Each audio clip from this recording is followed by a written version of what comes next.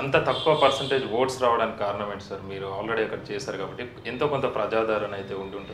మహామహులకు రాలేదండి. మహామహులకు అది వద్దు.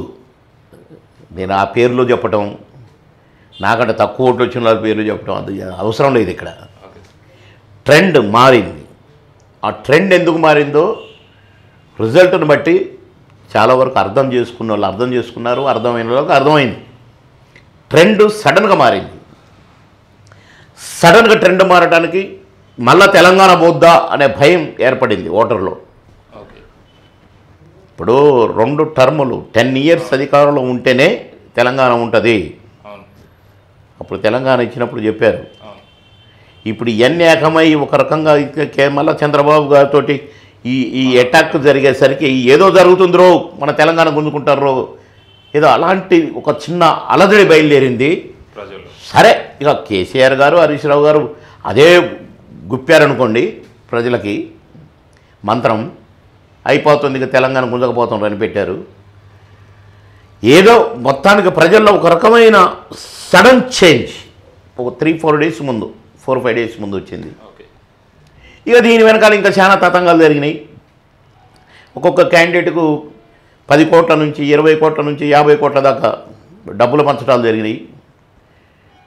ఆ మామూలు గుర్తు దారిన కూరగాయలు కొనుక్కొని పోయటానికి కాకుండా ఆపి 10,000 జేబులో పెట్టి నీ ఓటు నాకే అనిగా కూడా ఓట్లు వేయించుకున్నారు. పోలింగ్ బూతులలో కూడా జనం నిలబడి ఉంటే కూడా పోలీసుని పెట్టుకొని డబ్బులు పంచుకుంటూ ఓట్లు వేయించుకున్నారు. అసలు అది పరాకాష్ట. ఒక క్యాండిడేట్కి 50 కోట్లు అంటే ఇది ఎలక్షన్ అంటారు అదేంటి. మళ్ళా టార్గెట్ ఎమ్మెల్యే క్యాండిడేటు 20 లక్షల కంటే పెట్టకూడదు, 25 లక్షల కంటే పెట్టకూడదు అని అదే గవర్నమెంటు, అదే పోలీసు, అదే సిబ్బంది ఒక్కొక్క క్యాండిడేట్ 50 కోట్లు మినిమం ఖర్చు పెట్టుకుంటూ ఎలక్షన్లో గెలిస్తే మరి దాన్ని సీట్లు రాకుండా ఏమవుతాయి? కనుక ఎలక్షన్ లాగా జరగలేదు. ఒక అది దాన్ని ఏమంటారో ఒక అలజడి బయలుదేరి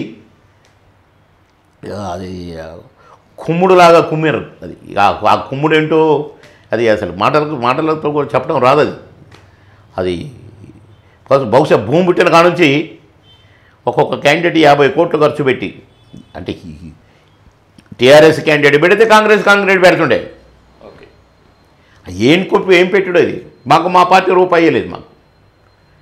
అంటే ఇవన్నీ నిజాలని మీరు ఎలా చెప్పగలుగుతారు సార్? ఇంత ఖచ్చితంగా ఇలా పెట్టారు, ఇలా చేశారని చెప్పేసి. అంటే గతంలో మీరున్నప్పుడు కూడా ఇలాగే జరిగింది. దుర్బిని పెట్టి మీటర్ పెట్టి చూసి వచ్చి చెప్తాం మళ్ళీ. నీకు అంటే అలాగే చూసింది, కళ్ళతో చూసినాయి, చెవులతో విన్నాయి.